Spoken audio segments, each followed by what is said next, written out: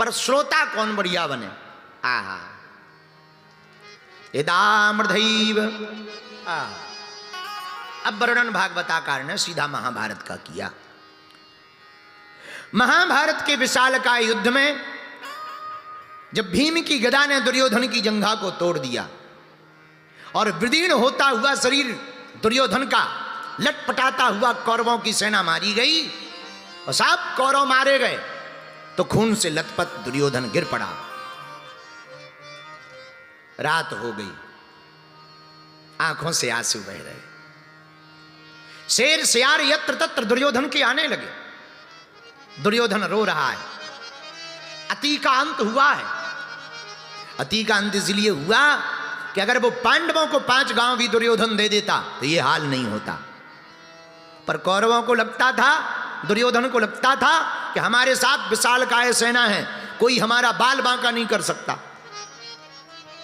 मेरे पागलो, एक बात बहुत पते की तुम ध्यान रखना, भीड़ किसके पास है ये महत्वपूर्ण नहीं है, गोविंद किसके पास है ये बहुत महत्वपूर्ण है। क्योंकि विजय भीड़ की नहीं होती है, विजय तो गोविंद की होती है। जिस पक्ष में ठाकुर जी होंगे उसी पक्ष की जीत होगी। पांडव 5 हैं, कौरव 100 थे, एक नहीं बचे और 5 पांडव में से एक भी नहीं गया। यही कृष्ण के होने का सबूत है, यही ब्रह्म के होने का सबूत है। विशालकाय भीम की गदा ने जब दुर्योधन की जंघा को तोड़ दिया तो गिर पड़ा और 5 पांडवों विजय की रात्रि मान करके आ गए। भगवान ने पांडवों से कहा, सुनो, आज हम लोग जीत गए हैं महाभारत के युद्ध को। एक काम करो, आज विजय की रात है, आज सोना नहीं चाहिए, आज जीत का जश्न होना चाहिए, उत्साह होना चाहिए, उल्लास से भरे रहना चाहिए। चलो आज की रात कहीं चल करके रात भर उत्सव मनाते हैं। 5 पांडव तो चले गए। देखो भगवान के प्रत्येक कार्य में कोई ना कोई रहस्य छिपा रहता। तो 5 पांडव तो चले गए, पर जहां 5 पांडवों सोते थे उस जगह पर 5 पांडवों के पांडु पुत्र सो गए। इधर सायंकाल हुई, अस्तुत्थामा लुकता छिपता हुआ दुर्योधन के पास पहुंचा। हे मित्र, हमने तेरा नमक खाया है, हमने तेरी विशालकाय वैभव को देखा, साम्राज्य को देखा, क्या साम्राज्य था, पर आज हमें बड़ा दुख है कि तुम्हारे सब भाई मारे गए, तू भी घायल हो गया। मित्र, हमने तेरा नमक खाया, बता क्या कर सकता हूं। युद्ध तो मैं खूब लड़ा पर नहीं जीत पाया। दुर्योधन रोता हुआ बोला, मित्र और तो सब ठीक है, एक ही बात का दुख है। क्या? बोले 5 पांडव 5 भाई थे, एक नहीं मरे, हम 100 भाई थे, एक नहीं बचे। अगर एक भी मर जाए तो मरते मरते संतुष्टि हो जाएगी। अस्तुत्थामा बोला, ऐसी बात है तो मित्र चिंता मत कर, अगर इसी बात पर तू जीवित है तो रुक जा, हम कुछ ना कुछ आज रात को व्यवस्था करते हैं, और एक की तो छोड़, अगर समय ठीक रहा तो 5 के 5 ही हम मार डालेंगे। अस्तुत्थामा इतना कह के चला आया।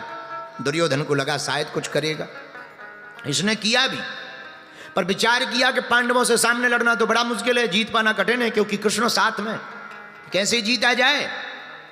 एक उपाय निकाल लिया, उलूकन्यास विधि। ये उलूकन्यास विधि क्या है? उलूकन्यास विधि का हमला कहते हैं। रात के समय पूरे पेड़ के ऊपर कौवा सो रहे होते हैं और रात को कौवों को दिखाई नहीं देता पर उल्लू को दिखाई देता है। तो उल्लू क्या करता है, सोए हुए कौवों पर हमला कर देता। कौवा मारे जाते और उल्लू को लगता हम बलवान हैं, बल्कि उल्लू बलवान नहीं है, रात को कौवों को दिखता नहीं है, इसलिए ये जीत जाता है।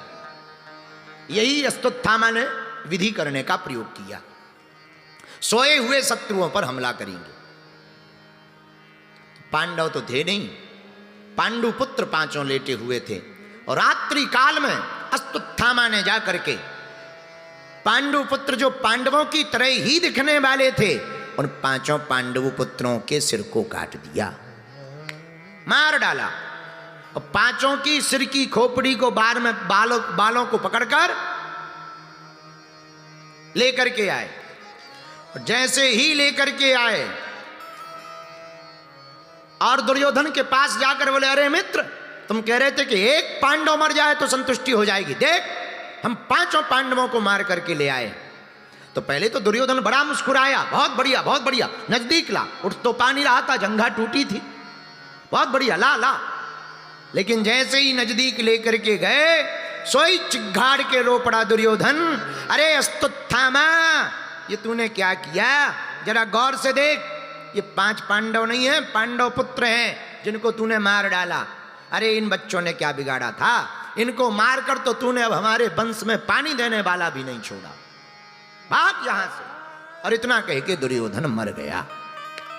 दुर्योधन तो मर गया, पर अश्वत्थामा को जब पता लगा कि पांडव जीवित हैं, जिंदा नहीं छोड़ेंगे, सोई रात को ही दौड़ लगाई, भागा अश्वत्थामा। इधर प्रातः काल हुई,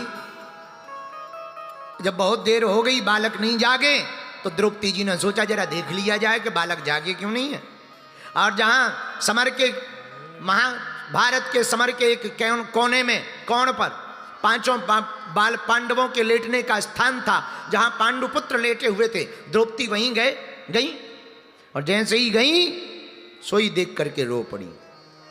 मारो दी 10 जननी, आंखों में आंसू भर के चिघाड़ कर रोने लगी। तो पांडव विजय यात्रा करके और विजय के रात्रि का उल्लास मनाकर, उत्सव मनाकर वापस आ चुके थे। भागे भागे पांडव आए, देवी जी क्या हुआ, क्यों रो रही हो? अरे महाराज देखो तो, किसी ने हमारे 5 पुत्रों को मार डाला। और आंखों में आंसू भर करके रोने लगे। माता शिशूनाम निधनम सुतानाम, आहा, उस मां पर क्या बीतती है, जिसका बालक जाता है वो मां ही जानती है। दहाड़ दहाड़ करके रोने लगी। तो पांडवों से नहीं रहा गया। अर्जुन जी ने अपना गांडी उठाया, हे द्रौपदी रो मत, हम अपने धनुष की प्रतिज्ञा लेकर के कहते हैं, जब तक हम अपने पुत्रों के हत्यारे का वध नहीं कर देंगे, तब तक पानी भी नहीं पिएंगे।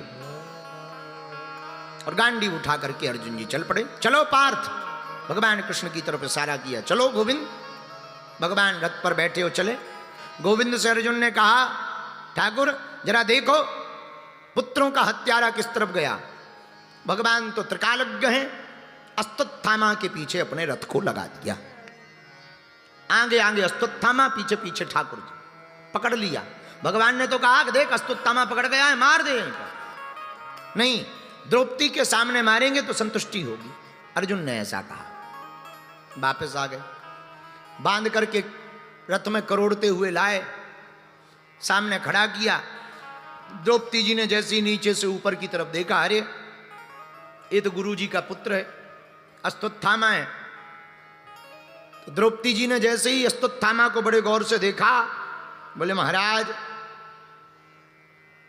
अश्वत्थामा की जो माता जी हैं कृपी, अगर ये मर गया तो आपकी गुरु माता कृपी के ऊपर क्या प्रभाव पड़ेगा, ये तो हम ही जानते हैं, क्योंकि हमारे 5 बेटे गए। और एक बात और निवेदन करें, हाँ, आपके गुरुजी द्रोणाचार्य जी तो महाभारत के युद्ध में वीरगति को प्राप्त भय, और अगर बालक भी चला जाएगा तो मां रह नहीं पाएगी। अब हमारे बच्चे तो चले गए सो चले गए, अब कैसा भी है गुरुजी का बेटा है, छोड़ दो, इनका कर्म खाएगा, इनको छोड़ दो। अब द्रौपदी जी ने इतना कहा तो युधिष्ठिर जी ने भी कहा कि बात तो सही है, और ज्येष्ठ भ्राता पितृ समा। तो अर्जुन जी तो छोड़ने लगे, पर हमारे ठाकुर जी कम नहीं है। धीरे से अर्जुन जी के कान में जाके गोविंद बोले, एक बात बताओ, तुमने प्रतिज्ञा भी तो ली थी, जब तक पुत्रों के हत्यारे को मार नहीं देंगे, जल पानी नहीं पिएंगे, तो अब कब पियोगे? अर्जुन जी बोले, ये तो मैं ध्यान ही नहीं था। भगवान बोले, ध्यान कराने हम तो खड़े। अब भगवान से ही अर्जुन जी बोले, अब तुम बताओ, एक तरफ बड़े भैया कह रहे हैं कि मत मारो, दूसरी तरफ हमारी प्रतिज्ञा है, हम क्या करें? भगवान बोले, हमें क्या लेना देना, प्रतिज्ञा तुम्हारी है, बड़े भैया तुम्हारे हैं, तुम निपटो। अरे नहीं, आप हमारे ठाकुर जी हो, सलाह दो, करें क्या? देखो भैया, हम तो शास्त्र की बात बोलेंगे। अर्जुन जी बोले, शास्त्र की ही बोल दो, वही सुन लें।